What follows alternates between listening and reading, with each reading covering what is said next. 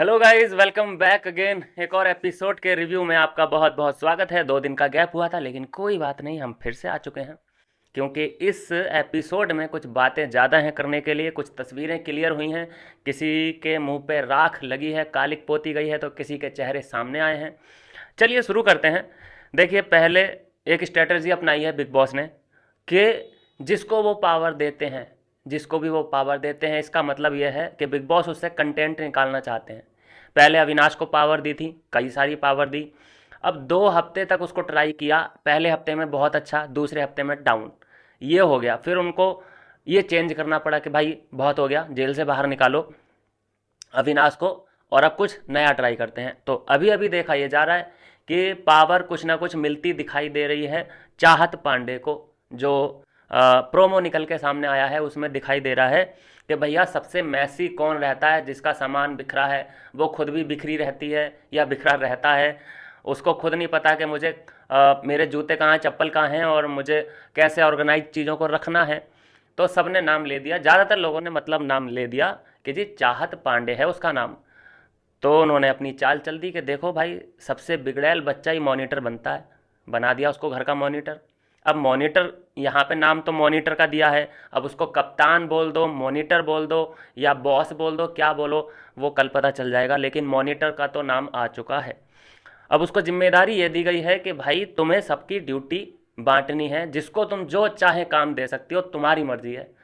फिर जो उसकी जीभ निकली है चाहत पांडे की, अरे अब वो ये समझ रही है कि मैं अब इस घर पे राज करने वाली हूं, लेकिन ऐसा बिल्कुल नहीं होता। क्या हुआ अविनाश के साथ? उसने भी यही सोचा होगा ना कि बस मुझे पावर मिल रही है, अब मैं हूं, बाकी कोई है ही नहीं। अब मैंने तो ये देखा है ज़्यादातर तो कि जिसके पास पावर आती है उसके पास जिम्मेदारियां बहुत आती हैं और सबकी नज़र उसी एक बंदे पर रहती है जिसके पास पावर होती है। और मुझे नहीं लगता कि चाहत पांडे इन सबको, जैसे ये इतने बड़े बड़े बैल हैं, इनको सबको मैनेज कर पाएगी, मुझे बिल्कुल नहीं लगता। बहुत आड़े आने वाले हैं लोग, सबसे ज़्यादा विभिन्न आएगा इसके आड़े, अविनाश भी आएगा, ईशा भी आएगी, एलिस भी आएगी। मुझे लगता है सभी आएंगी क्योंकि वो शुरू से बोलती आई है कि मैं हूँ इंडिविजुअल पर्सनैलिटी, मैं किसी के ग्रुप में नहीं हूँ। तो जो किसी के ग्रुप में नहीं है वो कहीं का नहीं है, तो कहीं पे भी वो अपनी बातें शेयर नहीं कर पाएगी, किसी से सपोर्ट नहीं ले पाएगी।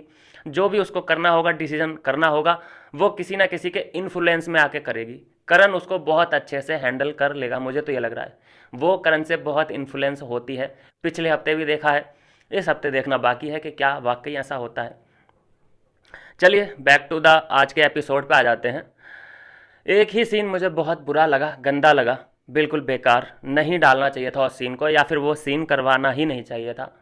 जहाँ पे ये तीनों लोग खड़े हैं, सलमान, अजय और रोहित जी, और इन दोनों ने खड़ा कर दिया अविनाश को और करण को कि तुम दोनों एक दूसरे के ऊपर लालछन डायलॉग बाजी करो एक दूसरे के ऊपर, कि तू जब पैदा भी नहीं हुआ था तब तेरे हम ये नारा डाल रहे थे, तू नली में था तब ये हम यहाँ कर रहे थे, हम तेरे जब तू जिस स्कूल में पढ़ा है हम वहाँ के प्रिंसिपल रह चुके हैं। ये मुझे इतनी चीप थिंकिंग लगी, ये मुझे इतना घटिया कंटेंट लगा। कुछ और नहीं था करने के लिए, करवाने के लिए, उससे हासिल क्या मिला, मतलब क्या करना क्या चाहते थे? कोई वो टास्क था क्या? लड़वाना चाहते थे क्या था वो सीन? वहाँ पे फिर चुप कराया गया अविनाश को कि भाई वो जो डायलॉग बोला है उसको सुनो, क्योंकि हमें रिकॉर्ड भी करना है साफ साफ। तो बेचारे को चुप करवाना, चुप किया। फिर वो कह रहा है कि मैं तेरा बाप हूँ, मैं सिखा दूंगा सर, इसको मैं सिखा दूंगा। ये कितनी बार और सुनना पड़ेगा अविनाश को, मुझे समझ नहीं आ रहा है। मुझे तो पहले दिन से ही ये वर्ड बुरे लग रहे हैं कि वो अपने आप को बार बार उसका पप्पा बता रहा है और अभी तक किसी ने उसके ऊपर बात की ही नहीं है कि भाई क्यों तू बाप क्यों बोला है, जबकि शो में तो लड़ाइयाँ हो जाती हैं बाप के नाम से। तो अभी उसने आज क्लियर बोल दिया रोहित शेट्टी के सामने कि ये जो मुझे बोलता है कि मैं तेरा बाप हूँ और मेरी बहन के बारे में भी बात करता है, सर क्लियरली मुझे बहुत बुरा लगता है, बहुत बुरा लगता है। इतने पे तो जने क्या से क्या हो जाना चाहिए, लेकिन वो अपने आप को खामोश रखे हुए है, उस प्लेटफॉर्म की इज्जत कर रहा है या फिर उसको आगे करियर बनाना है इस वजह से। और जबकि इतना सुनने के बाद भी वो काम एंड डाउन है, फिर भी उस पर शिल्पा चढ़ी जा रही है, चढ़ी जा रही है कि ये बच्चा है, बच्चा है, मेच्योर नहीं है, इसको सीखने की ज़रूरत है, तमीज़ से बात नहीं करनी आती है इसको, बड़ों से अपने तमीज़ से बात नहीं करनी आती है। शिल्पा भाई इतनी ज़्यादा राजनीति वाली औरत है, आंटी आई मीन, मतलब उसको विविन को टारगेट करना है, हर टास्क में विविन चाहिए उसको टारगेट पे। काला दिल विविन का है, हिपोक्रेट विविन है, लेकिन उसके बाद भी दोस्त मेरा है, उसके बाद भी दोस्त मेरा है। या तो उसको दुश्मन बोल दो क्लियर, या फिर उसको ये बोल दो कि ये मेरा दोस्त है। तो दोस्त के साथ तुम ऐसी चीज़ें कैसे कर रही हो? जनता को बेवकूफ़ बना रही हो, या समझती हो जनता को बेवकूफ़? खैर ये देखो, मुझे जहाँ तक लगता है मेकर्स का प्लान है कि टॉप 5 तक तो ये लोग लेके जाएंगे ही। शिल्पा को इसीलिए लेके आए हैं, उसकी सुन भी रहे हैं। जब अ, रोहित शेट्टी ने वो बात की कि भाई तुमने जो एक स्टेटमेंट दिया था कि मैं गोली खा के यहाँ हो जाऊंगी, ये गलत स्टेटमेंट था, ऐसा करना नहीं चाहिए। तो इतनी आवाज़ तेज हो गई उसकी, हड़बड़ा गई, "ओए, ओए, ओए, ओए।" और रोहित शेट्टी आराम से बोल रहे हैं। और वो इतना हाइपर, क्योंकि जो झूठ बोलता है ना, तो वो अपने लाउड आवाज़ में अपने झूठ को छुपाना चाहता है, और वैसे ही करती दिखाई दी। फिर आगे से गो टू हेल, या फिर एक इंग्लिश में गाली दे के चली गई अविनाश को। वो बेचारा सुन रहा है, कुछ कहेगा तो फिर से उस पर बोल दिया जाएगा इनमेच्योर है, बच्चा है, इसको तमीज़ नहीं है, बिगड़ैल बच्चा है। भाई ये सब टैग उसको ले लेने चाहिए मेरे हिसाब से, तो कि हाँ मैं हूँ बिगड़ैल, अब मैं बिगड़ा हुआ बन के दिखाऊंगा, और तोड़ फोड़ मचा दे। जो उसको गाली दे सबसे पहले रहप्टे में ले ले उसको, फिर देखते हैं। बिगड़ा हुआ तो टैग पहले ही लग चुका है और लगता ही रहेगा, वो कभी नहीं मानने वाली शिल्पा। उसको बिगड़ बिगड़ के दिखा, बिगड़ा हुआ क्या होता है और क्या कर सकता है, ये शिल्पा को दिखाने की बहुत ज़रूरत है। लेकिन वो फिर भी क्या सोच के, यही है बात कि करियर बनाना है, इंडस्ट्री में बना के रखनी है। तो क्या होता है कि रिकॉर्ड चेक करते ही हैं कि इसका पहले व्यवहार कैसा रहा है, वो वाली बातें आ जाती हैं सामने। अदरवाइज उस पे मैं देख रहा हूँ कि ज़्यादातर लोग अपना टारगेट अविनाश को बनाए हुए हैं, क्योंकि सॉफ्ट टारगेट मिल गया है। कितनी अच्छी बात कही रोहित शेट्टी ने कि भाई दो ग्रुप हैं, दोनों ग्रुप के पास एक एक पावर थी। एक के पास थी नॉमिनेशन की पावर आई थी, तो उसने किसी को भी दिया नॉमिनेशन, ना अविनाश को दिया, ना ईशा को दिया, ना एलिस को दिया। तुमने भी अपनी पावर का कितना अच्छे से फ़ायदा उठाया। लेकिन अब उनके पास राशन की पावर है, तो वो भी तो फ़ायदा उठाएंगे नहीं उठाएंगे?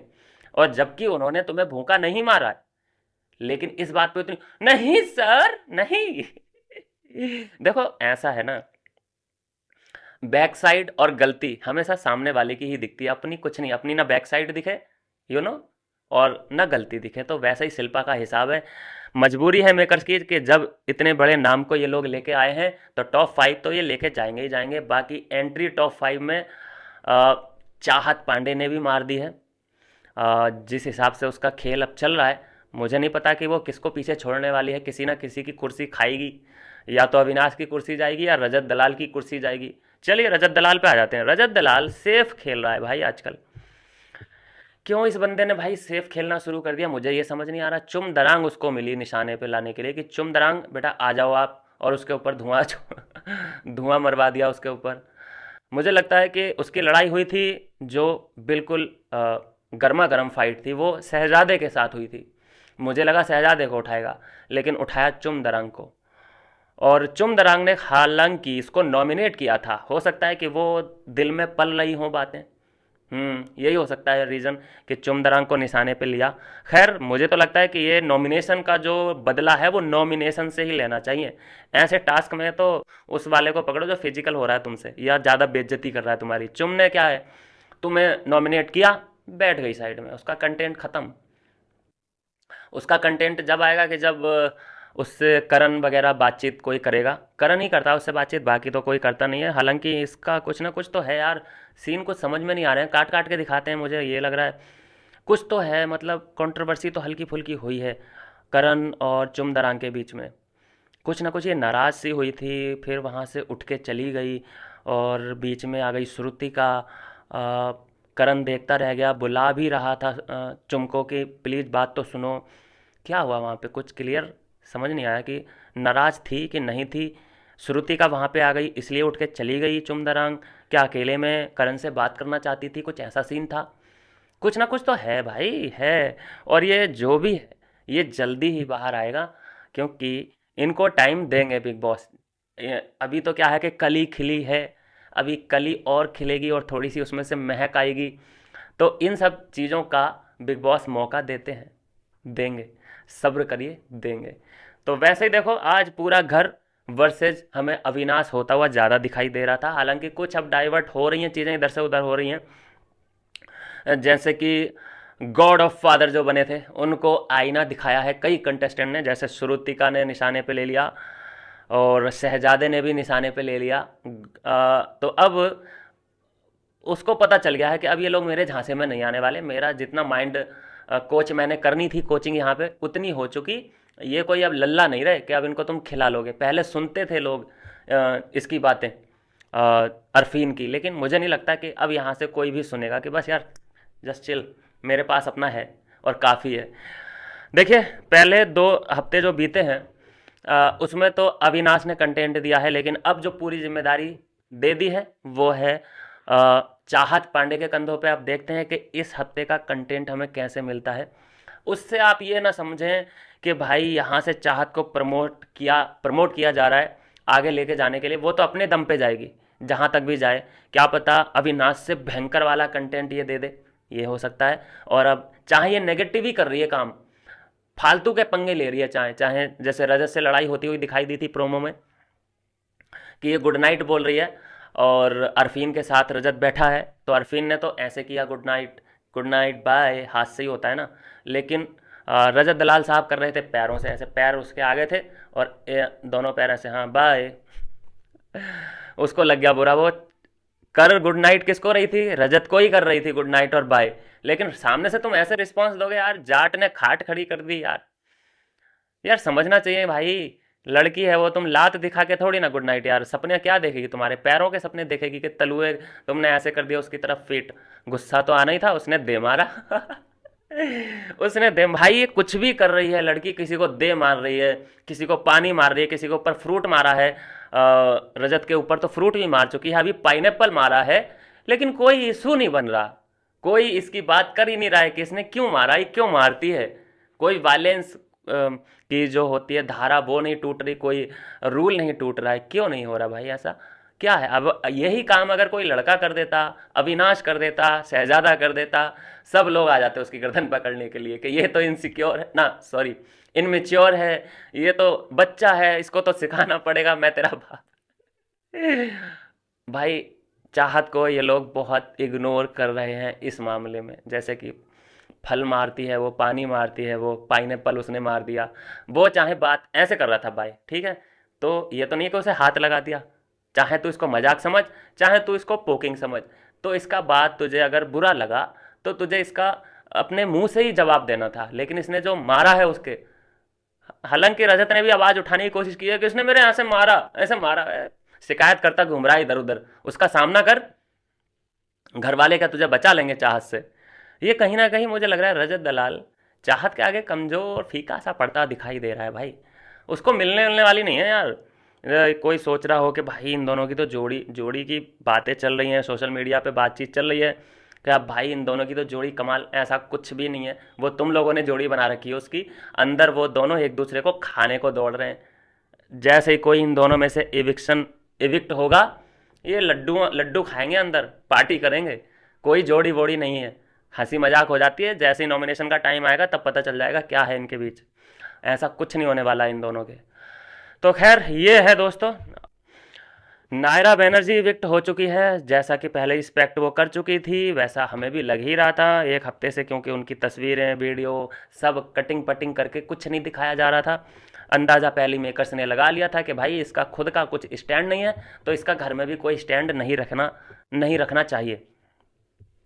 खैर अलविदा कहते हुए शहजादे से काफ़ी घुली मिली और गले लगाया, हक किया वगैरह वगैरह। शहजादा की तो किस्मत ही ख़राब चल रही है। पहले मुस्कान से थोड़ी बहुत अटैचमेंट थी, वो चली गई बेचारी। और अभी अभी नायरा से हुई थी थोड़ी बहुत यार बातचीत, शुरू ही हो पाई थी इतने में वो भी। अब पता नहीं शहजादा किसके करीब, वो हो सकता है चाहत पांडे लास्ट जो अभी वीडियो देखी है मैंने, चाहत पांडे से बातचीत कर रहा है।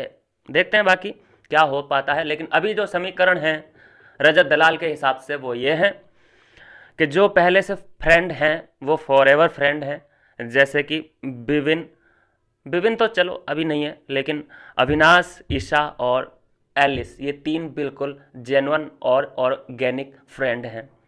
चौथा अगर मैं इसमें जोड़ूं तो विपिन है। और ये चार किसी पांचवे पे भरोसा कर नहीं पा रहे हैं। जैसे कि रजत दलाल आ जाता है बीच में, बहन बहन बहन बोलते हुए, ये लोग उस पर भरोसा नहीं कर पा रहे हैं। तो इसलिए, और बाकी इधर भी चार ही हैं जो बिल्कुल ट्रस्टेड हैं। कौन कौन? शिल्पा, चुम, श्रुतिका और करण, ये चार हैं इधर, वो चार हैं उधर। बाकी के जो लोग हैं वो कोई दो के ग्रुप में है, कोई एक के ग्रुप में है, कोई इंडिविजुअल है। बस ये कहानी है फिलहाल। आपको क्या लगता है दोस्तों? मुझे अब जो तलवार दिखाई दे रही है वो चाहत पांडे के यहाँ लगी हुई है। जो गेम खेल दिया है बिग बॉस ने उसे घर का मुखिया बना के, वो चाहते हैं अब कंटेंट अब भाई चाहत से निकले। क्योंकि चाहत ना विपिन से डर रही है, ना अविनाश से डर रही है, रजत को तो उसने पेल के रखा है। तो यहाँ समझ गए कि भाई ये लड़की है कुछ अलग करके दिखाएगी। बकरा बहुत तगड़ा मिल गया है बिग बॉस को। क्या कहना है आपका? कर दीजिए कमेंट। मिलता हूँ नेक्स्ट वीडियो में नई अपडेट के साथ।